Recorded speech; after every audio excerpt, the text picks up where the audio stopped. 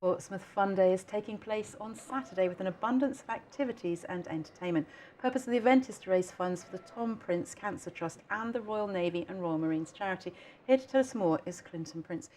Thank you for joining us, Clinton. Thank you. So what's happening on Saturday? It sounds really exciting. Well, it's literally a day of two halves. The first half is for the children, and the people who've organised it, Sound and Entertainment. They've got all the favourite Disney characters on hand to meet and greet the children. There's bouncy castles, balloon making, palm reading. There's stalls to be had there, so hopefully the weather stays with us. So we want as many people down there for two great charities, and which are local to Portsmouth, to raise as much money as possible. They've set themselves a very ambitious target of £1,500. So with some goodwill, some people down there, they'll have a good time, and it's a free event as well. So it's free to go along. It's on Saturday, and where is it? It's down the Nelson's Bar, down the Caravan Club, down Eastney. Eastleigh? Eastney. Eastney. That's the first part. The second part is for the big ones, the adults, and it's from 6 o'clock till midnight. Same place? Same place. And there's live bands from the top bands in Portsmouth. There's so much activity going on there. But again, it's people just, a family community. Yes, very much so, yeah. So for people that don't know, what is the Tom Prince Cancer Trust? The Tom Prince Cancer Trust, unfortunately we lost my son to cancer the eve of his 16th birthday, and he died of cancer called osteosarcoma, which is a very rare cancer. It affects children and adolescents up to like 26-year-old. There's very, very little money goes into research for it.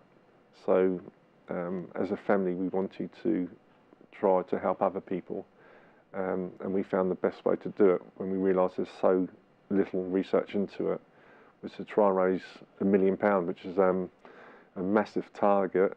But we achieved that this year with the Blue Day was our marker when we pushed through the £1 million barrier. And the people of Portsmouth on the last home game at Fratton Park were, all our collectors down there, they were patting them on the back saying well done. But again, it's all down to those people who supported us throughout the years. So people around the city were dressing up in blue clothing, wearing blue wigs, all sorts of things for Blue Day each year. Yeah. A lot of schools take part, and I think that's one of the biggest kick I seem to get is when you go down, when Blue Day's on, you see the school children going to school and they've got their pompy tops on or their face painted blue or blue wigs. It's a very much a communal charity.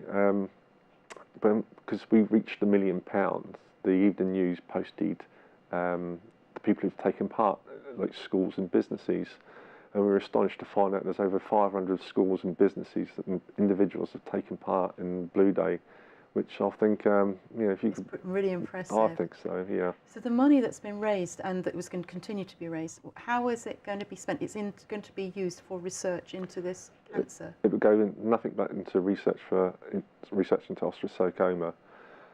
We've been in contact with the University of Portsmouth, and hopefully we'll have some news from them shortly.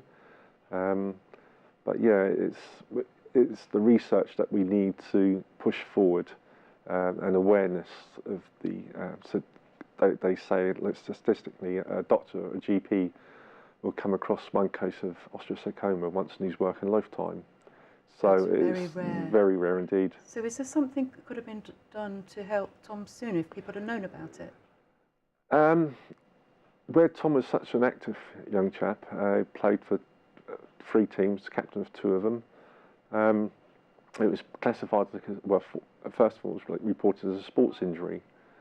But when we went to QA, he didn't have an X-ray. Unfortunately, if they had an X-ray of his arm, they would have probably picked up the tumour then. But it wasn't until much later that we went to the physio, and the physio recommended that we have an X-ray, and that's when they found the tumour, which was 12 centimetres long.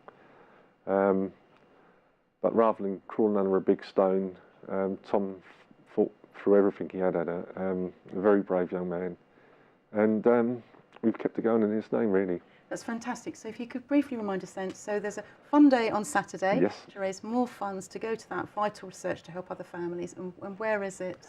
It's down the Nelson's Bar in the Eastney Caravan Club.